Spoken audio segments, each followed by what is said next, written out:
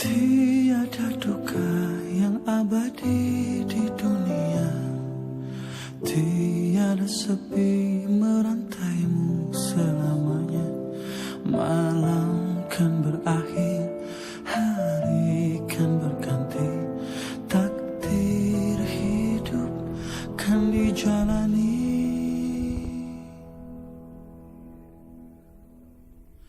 Tangis dan tawa, nyanyian yang mengiringi hati yang rindu, tanda cinta di jalannya. Namun ku percaya, hati meyakini semua akan indah pada akhirnya.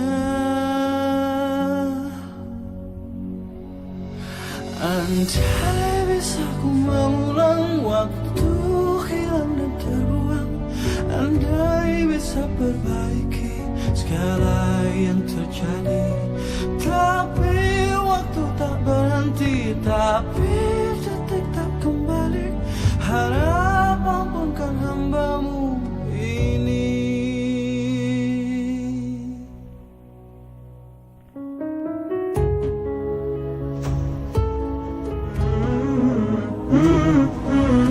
Ada dikisahkan suatu ketika ada seorang yang dalam keadaan dia itu sudah Masya Allah,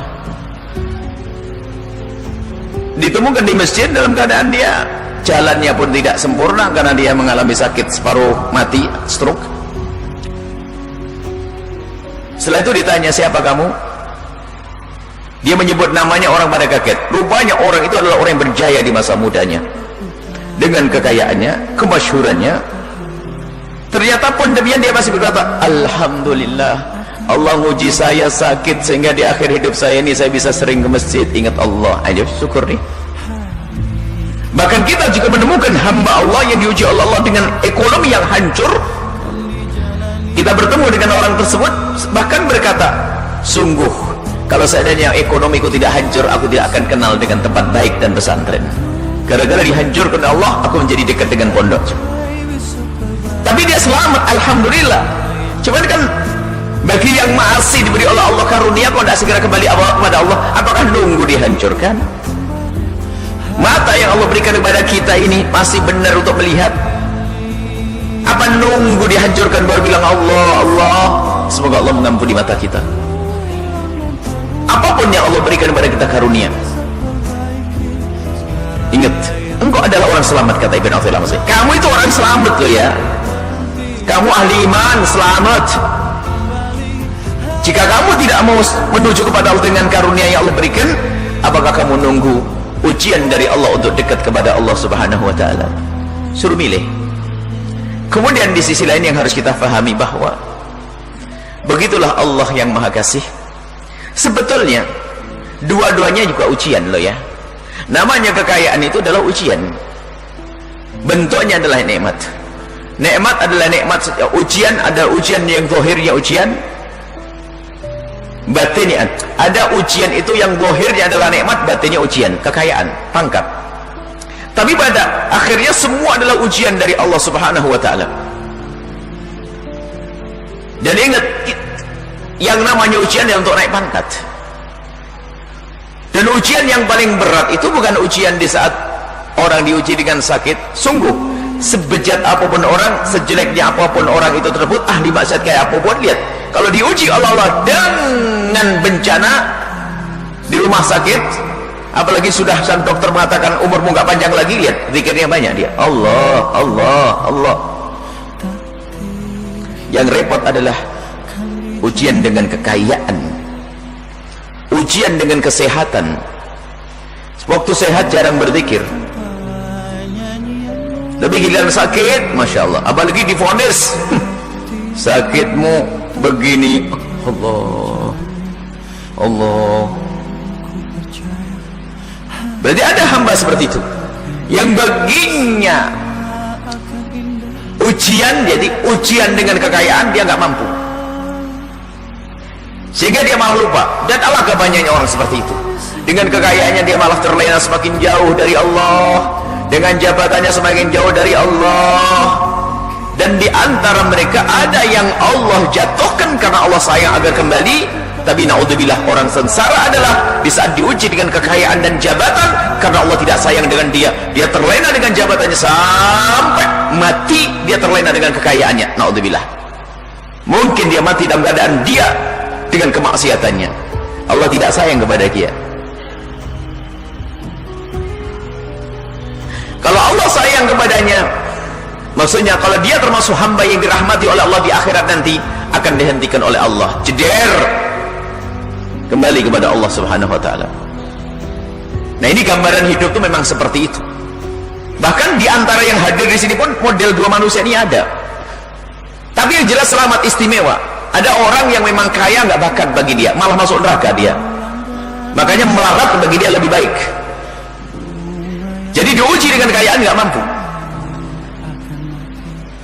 Ada orang yang diuji dengan kefakiran nggak mampu. Dengan kekurangan nggak mampu. Ada dengan kekurangan nggak mampu. Waktu diberi Allah kecukupan, dia rajin ngaji. Tapi giliran mulai berkurang, bubar ngajinya. Nasib buruk. Maka biarpun, tapi kalau sudah orang jatahnya selamat, baik ujian dengan karunia atau ujian dengan bencana, tetap saja selamat dia. Tapi kalau memang nasib buruk dia adalah orang yang tidak akan selamat, diuji dengan karunia pun dia tidak akan lulus, lolos dia, terlena dengan karunia yang Allah berikan. Bahkan diuji dengan kekurangan pun sama, bukan semakin baik semakin terpuruk. Alangkah banyaknya orang, dia fakir iya, sakit iya, sholat tidak, banyak. Ayo, zina iya, naudzubillah. Ayo, kurang apa dia? Terhinakan di masyarakat sebelum di akhirat nanti. Ada manusia semacam itu, lihat. Fakir, sakit-sakitan, zina, mabuk, nggak sholat. Nasib buruk orang seperti itu. Tapi ada hamba yang di saat diberi oleh Allah kekurangan semakin dekat kepada Allah. Dia sakit menuju kepada Allah. Dia fakir semakin dekat kepada Allah. Intinya, mari yang mendengar suara ini, siapapun anda, jadilah anda orang yang selamat. Jika anda diuji oleh Allah dengan kekurangan, jangan sampai kekuranganmu di dunia ini adalah muqaddimah kekuranganmu nanti di akhirat. Jika dirimu adalah seorang fakir di dunia, jangan kau jadikan fakir duniamu ini adalah muqaddimah fakir di akhirat. Yang diuji Allah dengan sakit dan fakir di dunia, jangan sampai sakit dan fakir di dunia ini adalah muqaddimah sakit dan fakir di akhirat.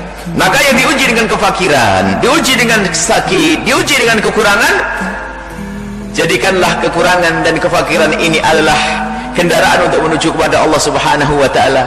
Dan yakinilah bahwasanya itu adalah rantaimu untuk menuju Allah Subhanahu wa taala. Salasil, rantai. Jadi semakin dekat kepada Allah Subhanahu wa taala. Dan ingat bahwa sesakit-sakitnya seorang hamba di dunia dengan ujian sakit, ketahuilah ujungnya adalah meninggal dalam tempo yang sesingkat-singkatnya, karena memang dia adalah orang sakit. Tapi ketahuilah kalau dia mati dengan keadaan iman, maka ketahuilah dia akan menemukan kebahagiaan yang panjang. Ingat, sakit adalah sakit jantung, sakit paru, sakit ini. Ngadu kepada Allah, Allah, Allah, Allah, Allah, Allah, Allah, salat dijaga, takut pada Allah, meninggal. Dia akan meninggalkan rasa sakit itu. Di alam barzah sudah diberi oleh Allah nikmat. Nikmat, curahan nikmat daripada surga Allah. Kucuran nikmat daripada surga Allah. Tapi itu yang orang diberi oleh Allah segala kenikmatan yang melimpah ruah. Katanya kaya raya, tidak pernah sakit, sehat semua. Sehat semuanya.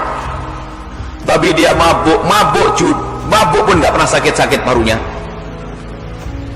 Judi gak pernah kalah-kalah. Zina pun tetap sehat, segar bugar dia. Sana kemari zina. Berapa lama dia akan menemukan semuanya itu? 60, 70, 80 setelah mati kemana dia? Tersiksa sepanjang masa, tersiksa selama-lamanya. Ayo kita menjadi orang yang cerdas saat ini, detik ini juga. Siapapun anda, kata Imam Haddad dalam hikmahnya, kita ini kalau bukan dalam ya, daerah itu daerah nikmat atau daerah ibtila, daerah ujian. Semuanya kita adalah nikmat dalam daerah ujian. Sebetulnya semuanya ini kendaraan untuk melaju kepada Allah Subhanahu wa taala. Kalau diberi oleh Allah nikmat, maka jadikan nikmat itu untuk menuju kepada Allah. Kalau diberi oleh Allah ujian, jadikan ujian ini adalah untuk menuju kepada Allah. Sakit menuju kepada Allah. Abdi maridtu falam ta'udni. Bahkan Allah berfirman dalam hadis qudsi, Allah itu bersama orang sakit. Bayangkan, orang yang dekat sama orang sakit akan dirahmati bagaimana orang sakit itu sendiri. Kalau kita dekat kepada orang sakit, kunjung orang sakit, menyayangi orang sakit, memuliakan orang sakit, kita pun akan mendapatkan rahmat dari Allah bagaimana si sakit itu sendiri. Kalau dia menyerahkan kepada Allah Subhanahu wa taala. Baik. Maka dari itu ayo kita saat ini berbenah semuanya. Kalau Allah berikan kepadamu kesehatan, jadikan kesehatan untuk Allah. Jangan digunakan untuk melanggar Allah. Kecantikanmu hanya untuk ibadah, untuk suamimu. Jasad sehatmu untuk ibadah, bukan untuk maksiat. Ketampananmu adalah untuk yang halal. Kekayaanmu untuk yang Allah ridai. Maka ketahuilah, jika seperti itu dirimu, maka ketahuilah engkau adalah orang selamat. Inilah isyarat dari Ibn Athaillah As-Sakandari di dalam hikmahnya. Semoga Allah menjadikan kita hamba yang selalu bersyukur. Naik pangkat dengan karunia. Minta diuji, jangan sombong. Ya Allah uji saya biar saya naik pangkat. Jangan ngomong gitu. Kalau ngomong yang benar, ya Allah angkat pangkatku dengan karunia ya Allah. Angkat pangkatmu dengan karunia. Memang orang diuji akan naik pangkat tinggi-tinggi, tapi kan Allah mengajarkan kepada kita, Rabbana atina fid dunya hasanah wa fil akhirati hasanah wa qina adzabannar. Mintalah ya Allah angkat pangkatku dengan karunia ya Allah. Angkat pangkatku dengan kesehatan lalu aku banyak ibadah ya Allah. Angkat pangkatku dengan rezeki sehingga aku banyak berderma ya Allah.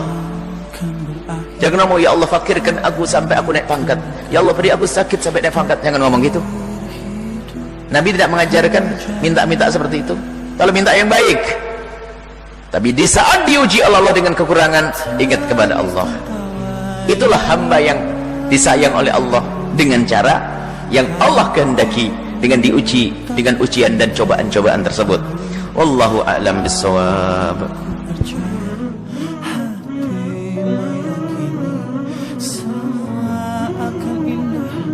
Pada akhirnya